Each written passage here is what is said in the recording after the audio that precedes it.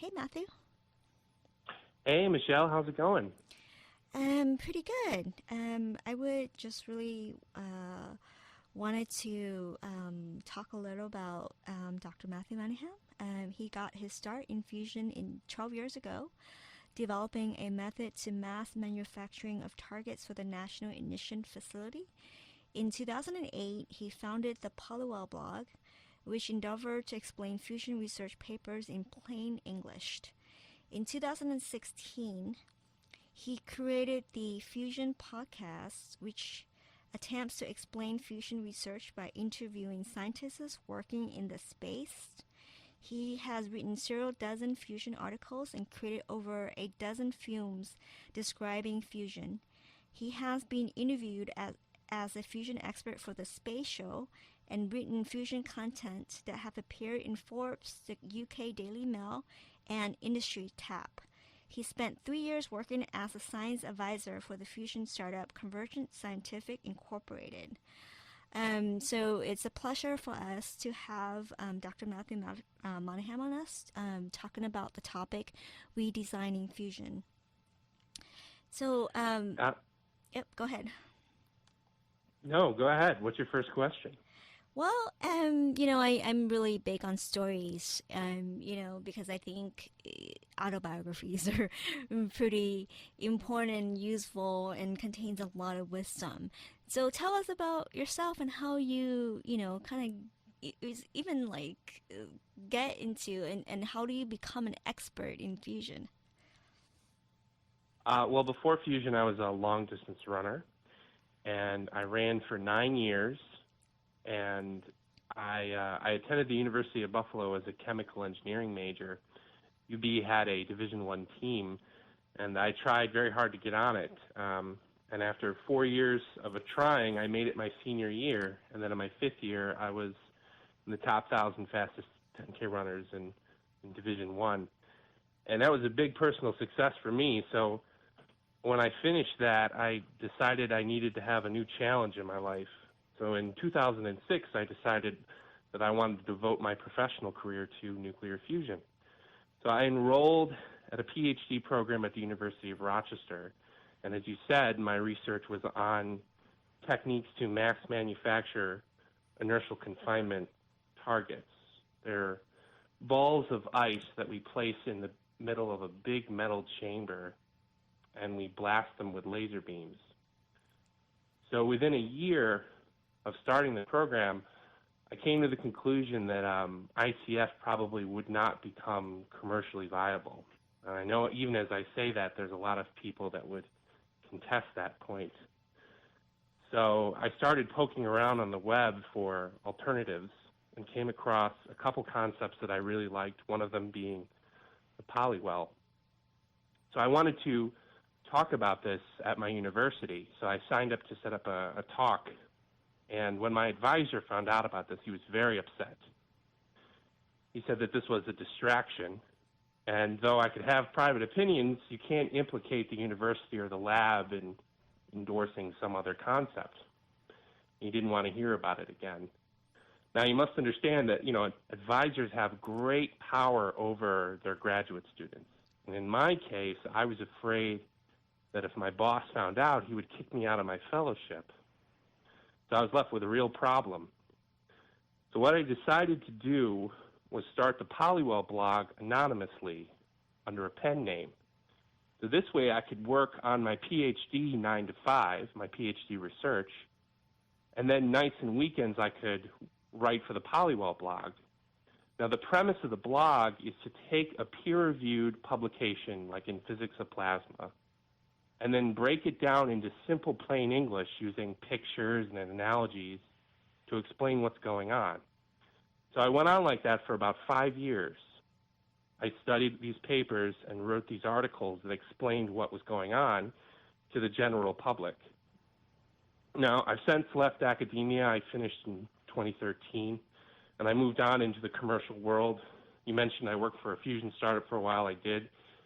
My current project is the Fusion podcast. The premise of the podcast is to interview fusion researchers from around the country and get them to talk about their different fusion approaches and then take those interviews and weave them into an audio program that explains these concepts, because in fusion right now, there's a huge diverse set of concepts out there that really haven't seen the light of day. A lot of them haven't received the level of funding to really explore what they're about. And so there's a lot of unexplored territory, and there's a lot of just people that don't know what's going on. So I try very hard to do that. And I've interviewed some wonderful people for the podcast, people far more accomplished than I am. That's really awesome.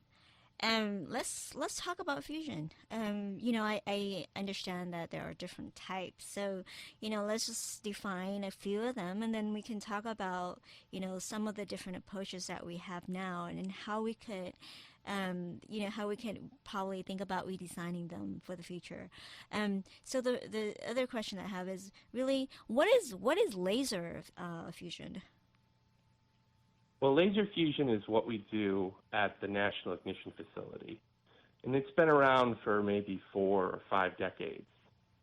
You take a ball of frozen hydrogen gas, so it freezes about 15 degrees absolute zero, and you position it in the middle of a big laser chamber, a big spherical space, and laser beams come in from multiple directions and hit the surface of the ice. And there's an explosion of energy outward and an equal and opposite compression wave inward that compresses the material down to a temperature and pressure where the atoms fuse together. So for numbers, it's about 10 to 15 million degrees Kelvin. The density of the squash point is about 1,000 times the density of water. And it takes a couple hours for the laser glass to cool down, so we only shoot maybe 2 or 3 times a day at most. And on NIF, I think it's less than that. Laser fusion has been around since the 60s, and it's a good way to simulate a nuclear explosion without actually setting off a bomb. So the U.S. spends about half its fusion budget, maybe 400 to 450 million a year, on laser fusion approaches. And there are multiple kinds of laser fusion approaches. There's direct drive, where the laser goes right on the ice. There's an indirect drive, where there's a laser that generates X-rays, which then bathe the target. There's 2 other kinds. There's one with ion beams, and there's one with fast ignition, where you compress with one set of lasers, but then ignite it with a second high-energy pulse. So that's laser fusion in a nutshell. Okay. And then how about, is it tokamak? Well, the tokamak is a very different type of fusion approach, and it's the worldwide heavyweight. So in this scenario, like, the U.S. is doing laser approaches. And by the way, they want to turn the laser technique into a power plant by dropping and firing a target repeatedly. So a few years ago, Livermore National Labs said that they could drop a target, blast it, and then it would fuse, ignite, and then they could do that again. And they would do that over and over and over again and turn that into a power plant. Now, I don't know if your listeners know, but the National Ignition Facility failed to get ignition, which was a huge basically black mark for laser fusion approaches. Ignition is when you blast a target and then you get a fusion reaction which kicks off a series of other fusion reactions. It's a fusion chain reaction. NIF was built over a 12-year period for $3.8 billion to explicitly do this. And in 2016, the Department of Energy quietly admitted that NIF could never get ignition. So it's a huge problem for all the ICF researchers. Now, you asked about the tokamak. Awesome. The tokamak has been around since the 1950s. Okay. It was invented in Russia. It's the worldwide heavyweight of fusion. About 170 plus tokamaks have been built, planned, or decommissioned in the past 50 years. You can imagine a racetrack, and you have plasma that races around the racetrack like cars on a racetrack. Now, the plasma bumps into each other, and they're going really fast, so they're really hot. And when they bump into each other, they can fuse.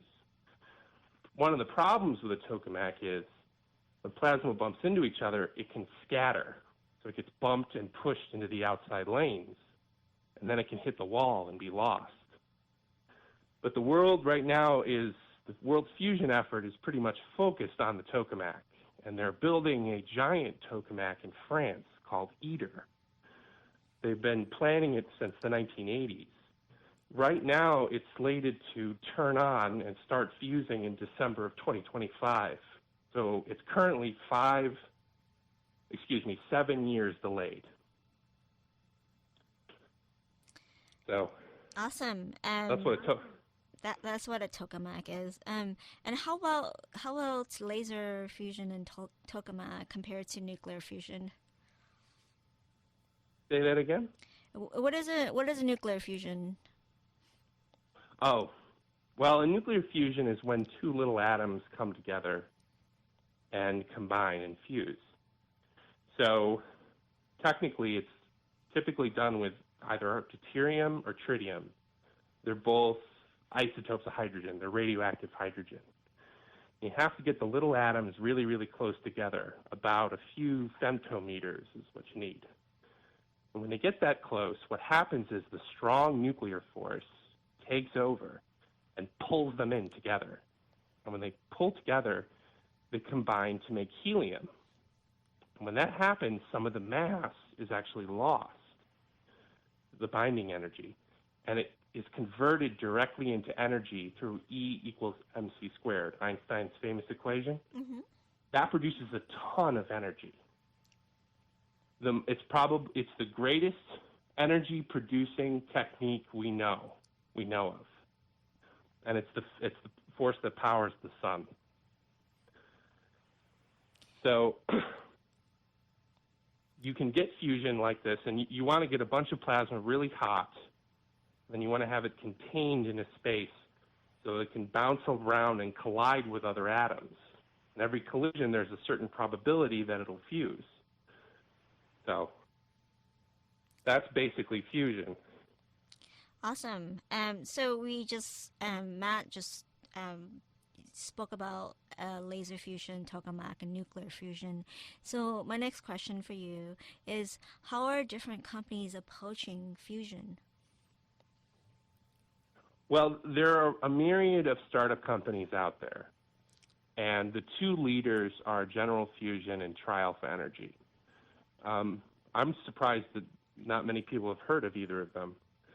Between the two of them, they've raised about $1 billion, $500 million apiece, and they've gotten some high-profile investors like Jeff Bezos from Amazon and Paul Allen from Microsoft. Trialpha Energy is creating a field reverse configuration. So basically what that is plasma is a soup of charged particles, and all moving charge makes a magnetic field. So plasma has an intrinsic magnetic field, and you can get it to, if you get it to move in a loop, you can get a magnetic field that's 90 to it. So you can build semi-stable structures out of plasma. You can create a donut of plasma that creates a magnetic field which self-contains the donut. That's what an FRC is. It's like a spinning top of plasma that's self-contained by its own magnetic field. That's what Trialpha is doing. And they've raised $500 million. They have a staff of about 200 people in Los Angeles, and they've built this machine that generates these loops of plasma. Now, they're great because they're denser on the inside, and as I said, they're self-contained, self-generated. But the problem is you have to keep the loop spinning. So what Trialpha does is it blasts the loop with a charged particle beam along the top to keep it spinning. So they keep whacking the loop to keep it going. So they're one of the startups. The other startup that's a leader in the field is General Fusion. They're in Vancouver, They inject a big donut of plasma inside a big chamber filled with liquid metal that spins. And they blast it with pistons on the outside. And what that does is it creates a shock wave that compresses the plasma down to a temperature where the atoms fuse together. So they're doing a combination of a tokamak and an ICF. You can think of laser and tokamak fusion kind of merging together to make general fusion's approach. Now, they've been around since 2002. Now, behind the two leaders, there are probably 24 small startups, small companies across the country that have fusion concepts. Now, sure, a lot of fusion concepts won't work. This is just the nature of the beast.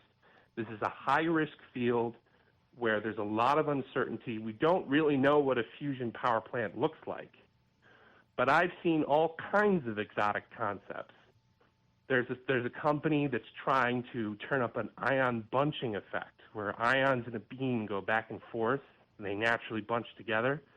So there's been a couple startups that have raised a couple $1 million to try to turn up that effect so that they can get a dense enough ion bunch to get fusion. There's a company, Lockheed Martin is attempting to use the plasma's own magnetic properties to assist in its magnetic trapping effect. So they've got a concept. There's another company called EMC2 that's building a polyweld that's trying for the same kind of trap. Still, there's one company up in Seattle called CT Fusion, which is a spin-off from the University of Washington, that is using a new method of inductively heating the plasma, combining that with the plasma loop as I described earlier. So the bottom line is there's lots of ideas.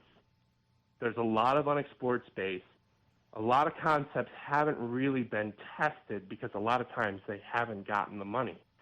So if you look beyond those two main startups, there are a variety of options. And sure, a lot of them will fail. This is definitely high risk. I've met. I've heard some of the top 3 fusion companies speak, and I think Triumph Alpha has changed their name to TE Technologies. Yes, I'm sorry, I forgot. They did change the name in November. Yeah, they did. So I for the community members who doesn't really understand, the significance of fusion, why should we care about fusion? Well, fusion, as I said earlier, makes more energy than any other process that we know of. It's carbon-free, or at least it's very carbon low because maybe you expel some carbon to build the plant. It produces very low radioactivity. If you're fusing deuterium and tritium, or if you're fusing deuterium, you've got some radioactive tritium you've got to deal with, and you've got some radioactive chambers that you're going to create. So the reactivity is very low. And it produces some multiple of fission energy.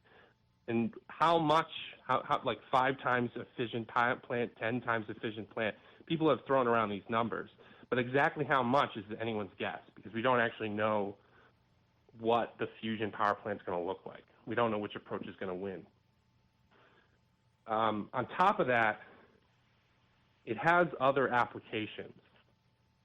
Fusion makes neutrons, and you can use these neutrons for medical isotope production. Mm-hmm. So there's a company in Wisconsin that's going after this. There's 2 companies, Shine Medical Technologies and Phoenix Nuclear Labs. They've created a product that uses fusion. It's on the market today. For $1 million, you can buy a machine about the size of a car that produces 1 × 10⁻⁻⁴ fusion reactions per second for 132 hours continuously. And you take the neutrons from that fusion reactor and you blast it into metal, and you can generate medical isotopes, and then you can separate them out and sell them. And that's about $1 billion a year market. that Shine Medical is going to go after, and they're going to crush that market. At the same time, you can use those neutron generators for other things. You can do things like neutron radiography.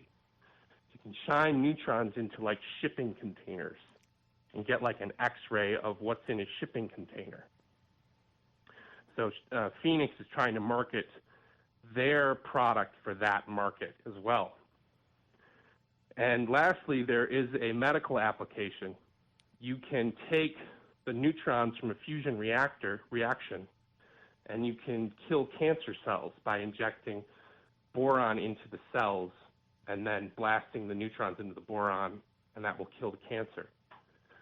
So I think it's exciting that fusion is on the marketplace right now as commercial products. And even if it doesn't get to energy, which I think is the holy grail, there are other applications for fusion. I'm hoping that fusion would help, the crypto mining space as well. Everybody's talking about decentralization and the blockchain, and people are mining coins, right? So we need a lot of energy to do that, and I think fusion may play a role in the blockchain crypto space. So yes, it may have a role to play there. It also could be used for space. I forgot to mention that there's a startup in Seattle that's trying to build a rocket engine based around a fusion reactor.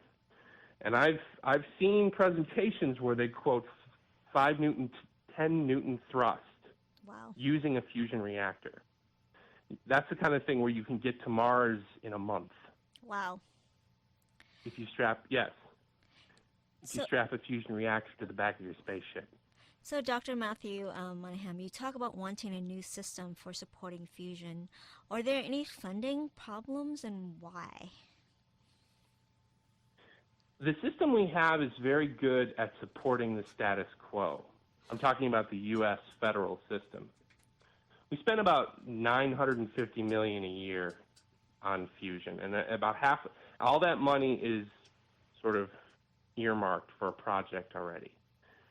So it's all funding approaches and technologies that we've been doing for decades. The system is really bad at adding anything new. There's no space for something new. So if you have an idea, and let's say you're a professor at MIT, and you've got a good idea, you can get a couple $100,000 to sort of explore your idea on paper, but you can't get $1 million or $5 million to pursue it seriously. In fact, the university and national lab communities have had a lot of concepts sort of squeezed out, and there's plenty of examples. The levitating dipole experiment was a wonderful machine that was running at MIT from 2000 to 2011.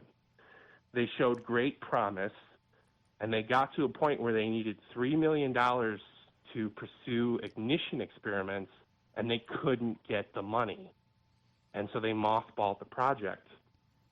And that one was particularly painful because the professor, Jay Kiesner, really worked hard to get the word out and explain what he was doing, and he still couldn't get it, still couldn't get the funding.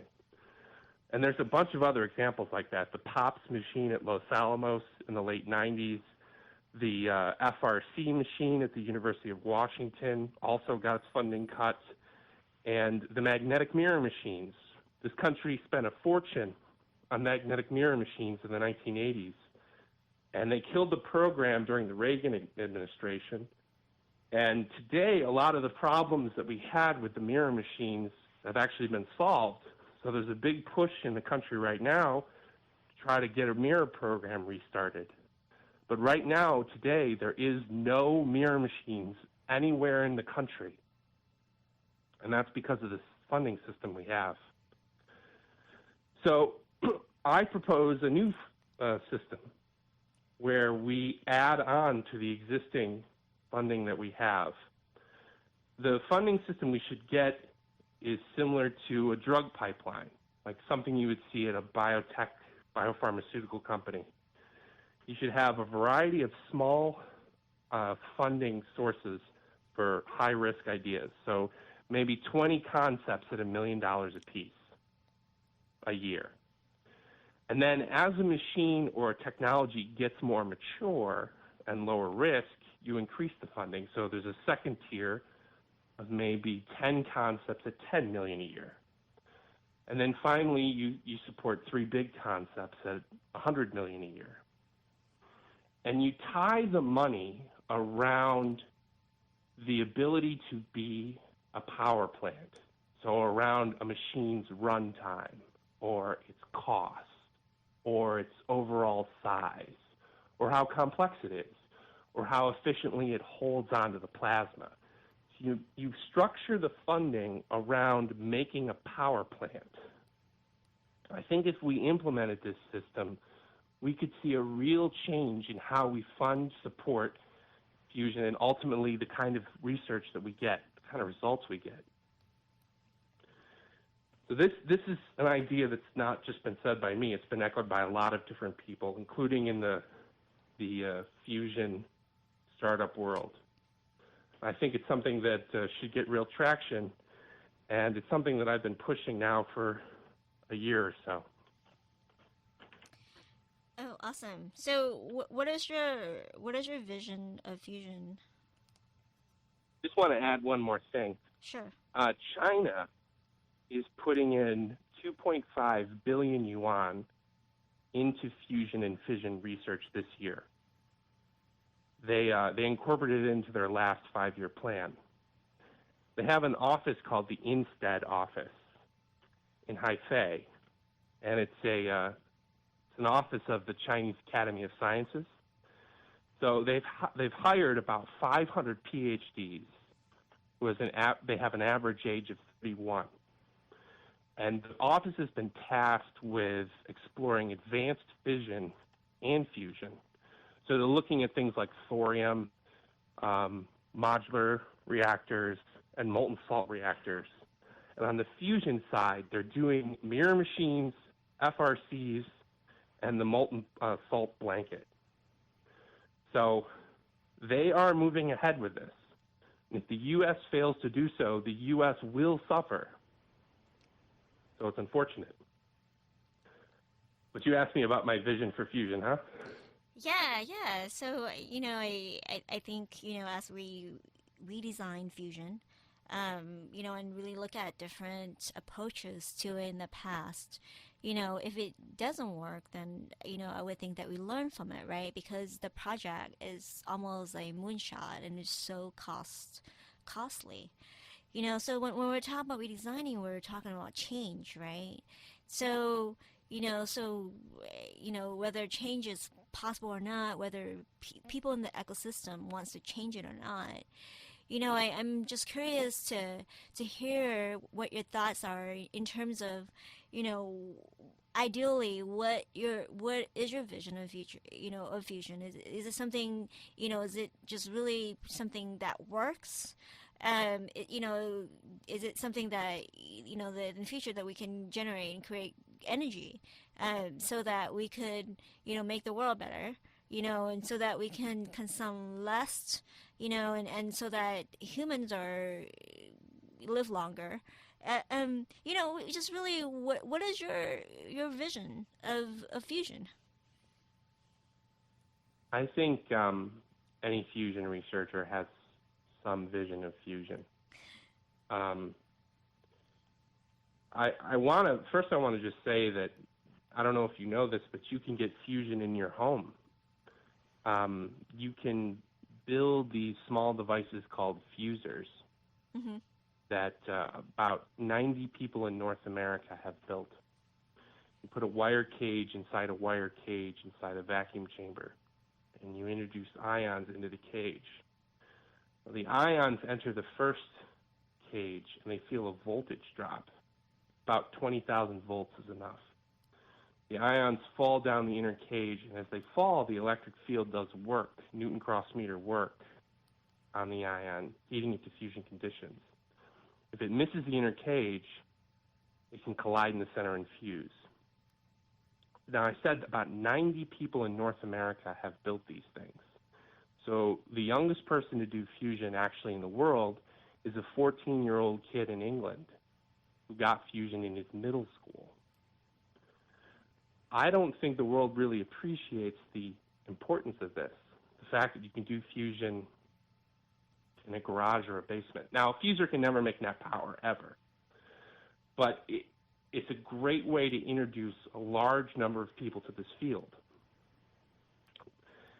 And I think it's an interesting stepping off point into fusion as a commercial entity and fusion as a potential future industry. I don't know what a fusion power plant looks like. If you talk to enough people, you will get enough competing visions. It's a lot like human-powered flight before the Wright brothers. Back 150 years ago, we didn't know what an airplane looked like. We had all kinds of people trying a lot of different ideas, from anything from bicycles to hang gliders to kites. And yes, a lot of those ideas didn't work. But that's sort of where fusion is now. We have a diverse set of people out there trying a diverse set of ideas, and the public mostly isn't paying attention to any of it.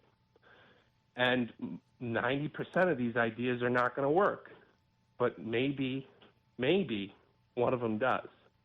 And if that happens, if we have something, or if there's a breakthrough, it would change the course of human history, because it would allow mankind to tap into a hitherto untappable energy source.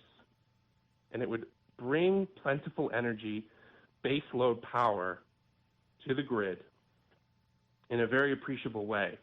And it would give us a new tool in our toolkit for civilization. So that's my hope. And I've spent the last 12 years trying to explain all this stuff to the normal people, and I hope to continue doing that until that day comes and we have that breakthrough. Awesome. And given that we have some time, I just wanted to, ask you if there are students in the Stanford community or in the community at large who wants to get into fusion, what do you recommend? What would be the best path to take? Well, most people start by building a fuser. Okay. And that's an easy thing to do. A lot of high school students build those things, some college students. It gives you a fundamental understanding of vacuums, magnetic fields, and the fuel choices that you can get. From there, I'd recommend taking undergraduate courses in physics and, of course, applying for a PhD program at Livermore, Berkeley. I think, I don't know if Stanford has such a strong fusion program. UCSD does, they have a lovely program. You could also try to get a job or an internship at these fusion startups. Trial for Energy is actually looking right now for people. They have, I think, 12 openings, last I checked, for individuals. Then they don't necessarily have to be PhD plasma physicists. They hire a variety of other individuals. Now, a lot of people are trying to form startups around concepts. Mm-hmm. I've seen a number of entrepreneurs that are trying to do that. And for that, it's a tough road. Fusion startups are normal startups, which are hard enough, plus the added benefit of fusion, which is an unknown technology. So it's a tough road for those of us out there who are trying to make this happen. But I'd recommend building a fuser, definitely. And if you need to plug into a community, there's a website called fuser.net where all these hobby fusioneer people come together and they swap parts and tell stories and explain about the physics of fusion. So it's a great community, great resource. People should check it out. And you can also check out my podcast, www.thefusionpodcast.com. I've interviewed about 24 researchers. Some of my interviews have been the CEO of TriAlpha. I just interviewed him. George Miley, who's been in fusion for 50 years. Dr. Ralph Moyer, who was the senior staff scientist and best friends with Edward Teller at Livermore. He did some great work in direct conversion and magnetic mirrors. I've also interviewed Thomas Dolan, who headed up the UN's division on funding and supporting nuclear fusion at the IAEA, and Stephen Dean, who is president of the Fusion Power Associates. He's been heading up that organization for 30 years. They're our main lobbying group in Washington, D.C. It's the group that gets us all our funding through Congress. So I've done some really cool interviews, and I've made some really cool episodes, and people should check it out. You can learn a great deal about fusion through my podcast. How do they find your podcast? I mean, what is the web address to it? www.thefusionpodcast.com. I'm also on Quora. I've written about 300 fusion answers on Quora. I have about 500,000 views. And my blog is thepolywellblog.com. And I'm on Twitter, and I'm on LinkedIn. I'm on everything. So, Dr. Matthew Moynihan, I do have one, two more questions. Someone was joking with me, and they basically says that, using a steam engine to build a nuclear reactor is really, really bad, right? Is that even a possibility? Well, there's a technique called direct conversion, where the plasma flies off at a high voltage. And if you separate out just the positives, so just the positive material, mm-hmm. and you send it into a metal, that produces a positive point in a circuit. And you can hold that point positive, which then creates a voltage, which then flows current. So Wow. You can pull electricity directly off the plasma. This was first proposed in the 1960s by Dick Post, who's a famous fusion researcher. And Lawrence Livermore got about, 15 years of solid funding to pursue it. And in 1983, that might be wrong, might be 82, they showed 47% conversion. They captured 47% of the energy coming off the magnetic mirror as charged particles and converted it directly into electricity. 47% capture is unheard of. Wow. Now, of course, they did it in a lab.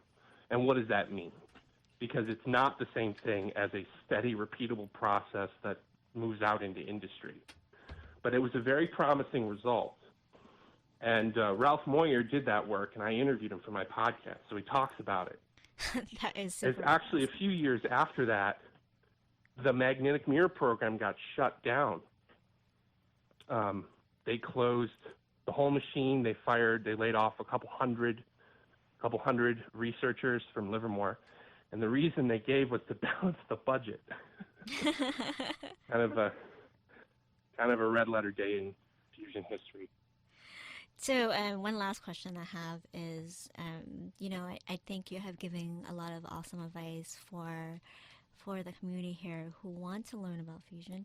But what is one advice that you have for the practitioner, the people who are in the field? I think that the community is very super passionate, and I think, and I really admire that.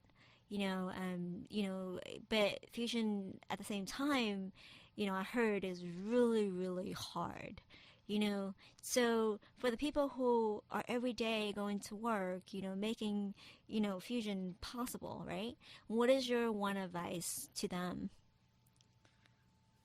Well, it sucks because they have to worry about the problem in front of them. And so that consumes 95% of your time. If you're a graduate student working on a problem, it's hard to think outside of that problem. Mm-hmm. What I wish would happen is people would share their research more openly. And I don't just mean in a peer-reviewed journal. The problem with the peer-reviewed journals are that only the fusion researchers read it. and it doesn't get out into the general public. And so our community has been very cloistered. It's very closed off. It's very shut off. Mm-hmm. And that's becoming a huge problem when we go to Congress or when we go to venture capitalists or entrepreneurs and ask them for research funding. So I wish we could talk to each other more. And I also wish that we could bring out this information that's locked up in the journals from different concepts so that we could eventually get to a point where we could make an apples-to-apples comparison against fusion concept 1, 2, 3, 4, 5, 6, 7. Right now, there isn't a textbook anywhere in the world that has a chapter on tokamaks, followed by a chapter on laser fusion, followed by a chapter on cusp confinement, followed by a chapter on FRCs, followed by a chapter on Ciramax. There's no one repository that has all this information that you could just flip through and get, the bullet points.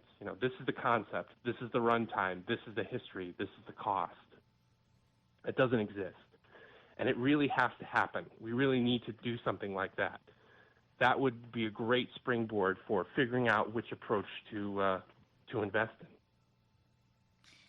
Wow, that's really awesome. I think the conference that we had, in November, I think of last year, really helped with that because it was really inspiring to me, and it's unheard of, to get the fusion companies together and actually, sharing, and being able to hear, was it Tay?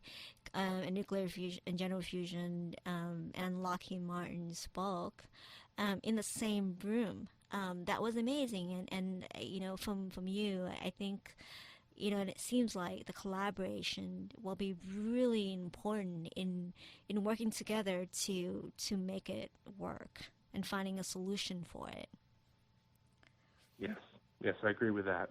What you did at the VLab conference was exceedingly rare. It almost never happens. You almost never see such diverse concepts all represented at one panel or even in one room. Yeah, I told everyone there that I took physics in high school, and it was really a great opportunity to really nerd out, and because Slack gave us a tour, right before that, and Ray, the VC, gave us a whole presentation, on Tri-Alpha at that time. So it was really inspiring, and then actually being there and just listening to different companies share, and then and closing out with that with a panel, where they give a little video demonstrations of that. That was super awesome. I was really inspired, and I guess both you and I really want the collaboration to continue and not to stop there. It seems like. Yeah, that's really important. And you're always up against misunderstandings, and you're up against proprietary stuff, and you're up against just a lack of time from researchers.